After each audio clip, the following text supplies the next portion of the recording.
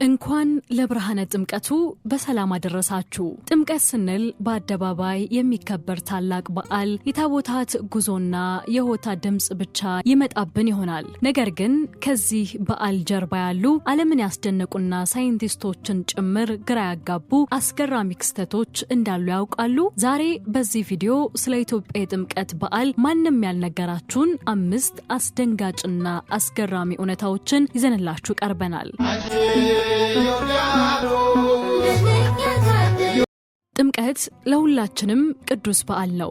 ግን ደግሞ ከሥርዓቱ ጎን ለጎን ፈገግ የሚያደርጉ አንዳንዴም የሚያስደነግጡ ገጠመኞች አይጠፉም። ይህ እንግዲህ የዘመኑ የጥምቀት ገጠመኝ ነው። ካህናቱ በደስታ የጥምቀቱን ጸበል ሲረጩ፣ እኛም በረከቱን ለመቀበል እጃችንን እንዘረጋለን። ግን በዚያ መሃል በኪሳችን ያለው ስልክ አብሮ ሲጠመቅ የሚፈጠረው ድንጋጤ፣ በተለይ ፎቶ ለማንሳት አውጥታችሁት ውሃ ሲነካው ስልኩ እጃችሁ ላይ መንቀጥቀጥ ሲጀምር ያኔ በረከቱ ወደ ድንግጥግጥ ይቀየራል። ለጥምቀት ተብሎ የተገዛው ነጭ ጫማ ጠዋት ሲወጡ እንደ መስታወት ያንጸባርቃል። ከበዓል በኋላ ግን በሰው ተረግጦ በአቧራ ተለውሶ ጭቃም ካለ ተለጥፎበት ስታዩት ጫማዬን ማን አየው ያሰኛል። ያን አቧራ በሶፍት ወይም በጨርቅ ለመጠራረግ የሚደረገው ትግል የጥምቀት አንዱ ትዕይንት ነው። ሎሚ መወርወር ባህላችን ነው። ግን ኢላማ ሲሳትስ አንድ ወጣት ለፈለጋት ቆንጆ ልጅ ሎሚ ሲወረውር ሳይታሰብ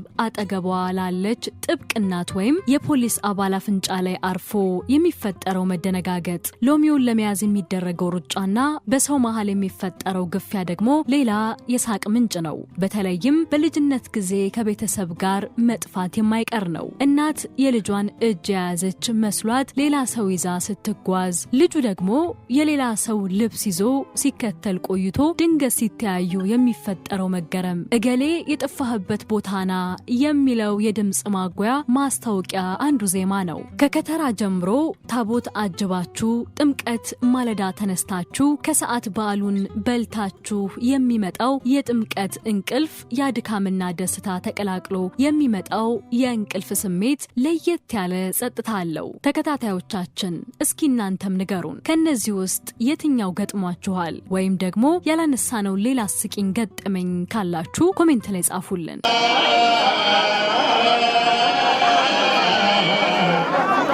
በኢትዮጵያ ሰማይ ስር በጥር ወር አጋማሽ ላይ የሚከሰተው ትዕይንት ለዓለም ትልቅ እንቆቅልሽ ነው። በሚሊዮኖች የሚቆጠር ሕዝብ ነጭ ለብሶ የከበሮ ድምጽና የካህናት ዝማሬ አየሩን ሞልቶ ታቦታትን አጅቦ ወደ ውሃ ዳርቻ ሲተም ይታያል። ይህ በዓል ጥምቀት ነው። ነገር ግን ይህ በዓል ለምን እንዲህ ስር ሰደደ? ከጀርባውስ ያሉትና ብዙም የማይነገሩት አስደንጋጭ ክስተቶች ምንድናቸው? ዛሬ የኢትዮጵያን የጥምቀት በዓል ከታሪክ ማህደር መዘን ሳይንሳዊና መንፈሳዊ ድንቆቹን እያጣቀስን በዝርዝር እንመለከታለን። አስቀድመን 5 የጥምቀት በዓል ልዩና አስደናቂ ገጠመኞችን እንንገራችሁ። አንደኛው የዩኔስኮ ድንገተኛ ውሳኔና የዓለም መደነቅ ነው። የጥምቀት በዓል በ2012 ዓ.ም በዩኔስኮ የማይታይ የሰው ልጅ ቅርስ ተብሎ ሲመዘገብ የድርጅቱ ተወካዮች በቦታው ተገኝተው ያዩት ነገር አስደንጋጭ ነበር። በሚሊዮን የሚቆጠር ሕዝብ በአንድነት ያለምንም ግርግርና ግጭት በፍቅርና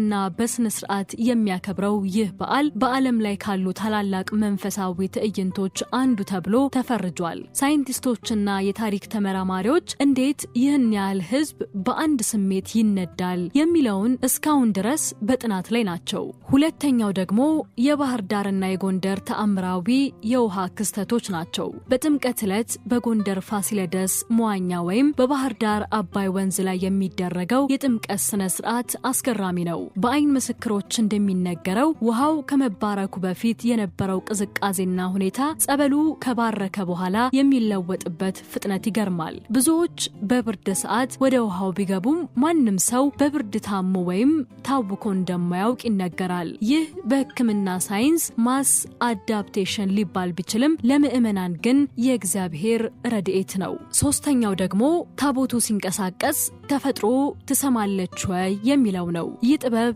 ለብዙዎች አስደንጋጭ ሊሆን ይችላል። በገጠሪቱ የኢትዮጵያ ክፍሎች ታቦታት ወደ ጥምቀተ ባህር ሲወርዱ ወፎችና እንስሳት ሳይቀሩ ዝምታን እንደሚመርጡ ወይም ለየት ያለ ድምጽ እንደሚሰሙ በአካባቢው ነዋሪዎች ይነገራል። በተለይም በፀሐይ ብርታት ወቅት ደመና ድንገት መጥቶ ጥላ የሚሆንባቸው አጋጣሚዎች በታሪክ ተመዝግበዋል። ይህ የአየር ንብረት ለውጥ ሳይሆን የበዓሉ መንፈሳዊ ግርማ ተደርጎ ይወሰዳል። አራተኛው ደግሞ የውጭ ሀገር ዜጎች መንፈሳዊ መደንገጥ ነው። ጥምቀትን ለመጀመሪያ ጊዜ የሚያዩ የውጭ ሀገር ቱሪስቶች የሚያጋጥማቸው ነገር መንፈሳዊ ድንጋጤ ነው። በሺዎች የሚቆጠሩ ካህናት በነጭ ልብስ አጊጠው የከበሮ ድምጽና የጽናጽሎ ሽክሽክታ አየሩን ሲሞላው ብዙዎች ራሳቸውን መቆጣጠር አቅቷቸው ሲያለቅሱ ይታያል። ይህ ከምድር ክስተት ይልቅ ሰማያዊ ትዕይንት ይመስላል በማለት የሚሰጡት ምስክርነት የበዓሉን ታላቅነት ያሳያል።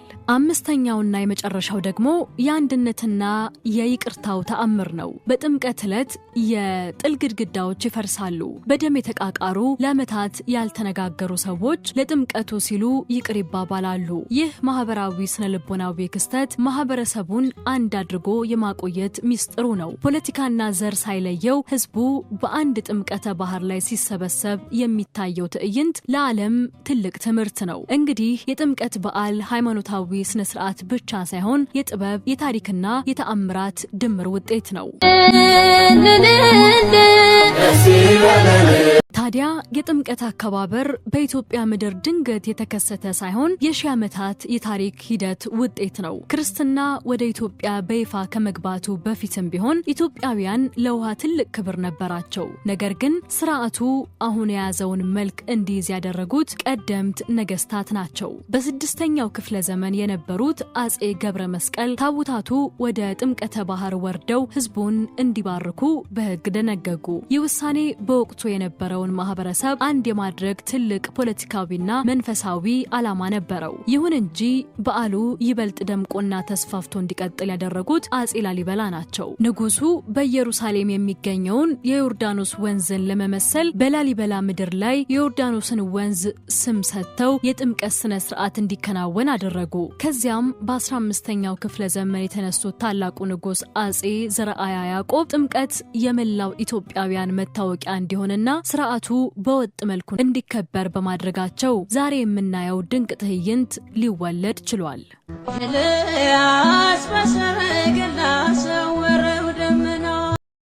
ወደ አከባበሩ ስንመጣ የቦታዎቹ ምርጫ ራሱ አስገራሚ ነው። በተለይም የጎንደሩ ፋሲለደስ መዋኛን ስንመለከት ጥንታውያን ኢትዮጵያውያን በህንፃ ጥበብና በውሃ መሐንዲስነት ምን ያህል እንደረቀቁ እናያለን። መዋኛው ዙሪያውን በድንጋይ ግንብ የታጠረና በመሃሉ ላይ ባለ 2 ፎቅ ቤተ መንግስት ያለው ሲሆን በዓመት አንድ ጊዜ ብቻ በውሃ እንዲሞላ ተደርጎ ነው የተሰራው። አስገራሚው ነገር ውሃው በከርሰ ምድር ቦዮች አማካኝነት ከሩቅ ተስቦ መምጣቱ ነው። በበዓሉ ዕለት ሺዎች ወደዚህ መዋኛ ሲዘሉ በህንፃው ጥንካሬ በውሃው አወቃቀር ላይ ምንም አይነት መቃወስ አለመፈጠሩ የጥበባቸውን ልክ ያሳያል። በአዲስ አበባ የሚገኘው ጃን ሜዳም ቢሆን ለዘመናት በሚሊዮን የሚቆጠር ህዝብንና በመቶዎች የሚቆጠሩ ታቦታትን በአንድ ላይ የሚያስተናግድ ግዙፍ አደባባይ ሆኖ ቆይቷል። ይህ ቦታ የአንድነት ተምሳሌት ተደርጎ የሚወሰድ ሲሆን በዓለም ላይ ካሉ ትላልቅ መንፈሳዊ መሰብሰቢያዎች አንዱ ተደርጎ ይጠቀሳል።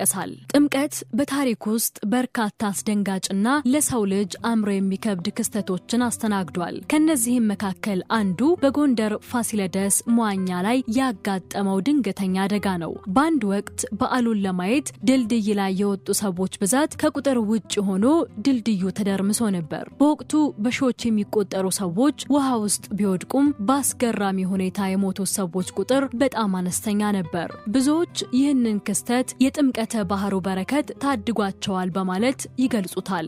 ሌላውና ሳይንቲስቶችን ግራ የሚያጋባው ክስተት የውሃው ቅዝቃዜና የሰዎች ጤና ነው። በጥር ወር አጋማሽ የኢትዮጵያ ደጋማ ቦታዎች እጅግ ቀዝቃዛ ናቸው። ውሃው በሌሊት ይቀዘቅዛል። ሆኖም ግን ህፃናት፣ አረጋውያንና በሽተኞች ሳይቀሩ ወደዚህ ቀዝቃዛ ውሃ ውስጥ ገብተው ሲጠመቁ በብርድ በሽታ ተመቶ የወደቀ ሰው በታሪክ አለመመዝገቡ ትልቅ እንቆቅልሽ ነው። ይልቁንም ውሃ ውስጥ ስንገባ ሙቀት ይሰማናል የሚሉ ምስክርነቶች ይበዛሉ።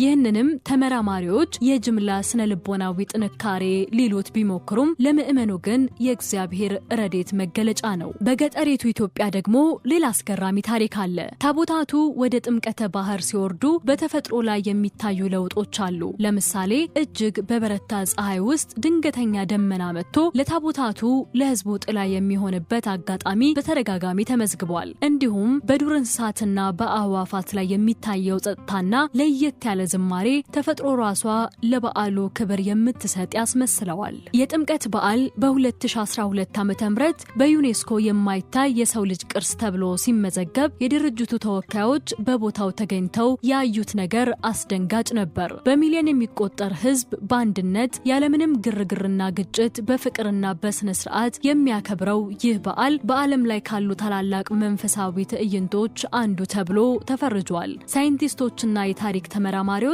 እንዴት ይህን ያህል ሕዝብ በአንድ ስሜት ይነዳል የሚለውን እስካሁን ድረስ በጥናት ላይ ናቸው። በጥምቀት ዕለት በጎንደር ፋሲለደስ መዋኛ ወይም በባህር ዳር አባይ ወንዝ ላይ የሚደረገው የጥምቀት ስነ ስርዓት አስገራሚ ነው። በአይን ምስክሮች እንደሚነገረው ውሃው ከመባረኩ በፊት የነበረው ቅዝቃዜና ሁኔታ ጸበሉ ከተባረከ በኋላ የሚለወጥበት ፍጥነት ይገርማል። ብዙዎች በብርድ ሰዓት ወደ ውሃው ቢገቡም ማንም ሰው በብርድ ታሞ ወይም ታውኮ እንደማያውቅ ይነገራል።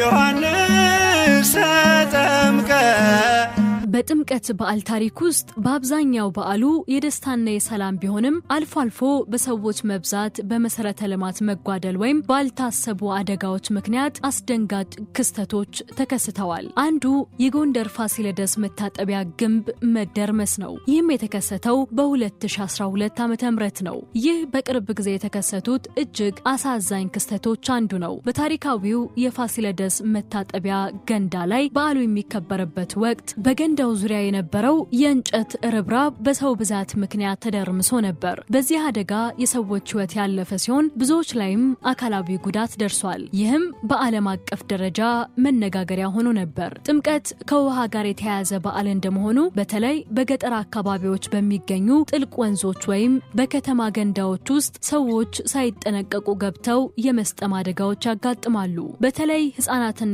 ዋና የማይችሉ ሰዎች በግፊያና በደስታ ስሜት ውስጥ ሆነው ውሃ ውስጥ ሲገቡ የሚፈጠሩ ድንገተኛ አደጋዎች ሁሌም አስደንጋጭ ናቸው። በታላላቅ ከተሞች በተለይም በአዲስ አበባ ጃን ሜዳ በሚሊዮን የሚቆጠሩ ሕዝቦች በአንድ ጠባብ መተላለፊያ ላይ በሚጓጓዙበት ወቅት ግፊያ ተፈጥሮ ሰዎች የመረገጥና የትንፋሽ እጥረት የማጋጠም ሁኔታዎች ይፈጠራሉ። ይህ በተለይ ታቦታት ወደ መንበራቸው በሚመለሱበት የቃና ዘገሊላ ቀን ከፍተኛ ጥንቃቄ የሚፈልግ ክስተት ነው። እነዚህ ክስተቶች መኖራቸው ቢታወቅም የኢትዮጵያ ጥምቀት በአብዛኛው በአብሮነትና በጥንቃቄ የሚከበር ሰላማዊ በዓል መሆኑ አይዘነጋም። እንግዲህ የጥምቀት በዓል ሃይማኖታዊ ስነ ስርዓት ብቻ ሳይሆን የጥበብ፣ የታሪክና የተአምራት ድምር ውጤት ነው። እናንተስ በጥምቀት በዓል ላይ ያጋጠማችሁ አስገራሚ ወይም ተአምራዊ ክስተት አለ? ካለ በኮሜንት መስጫው ላይ አጋሩን። ቪዲዮን ከወደዳችሁት ላይክ እና ሼር ማድረጋችሁን አትርሱ። ለቻናላችን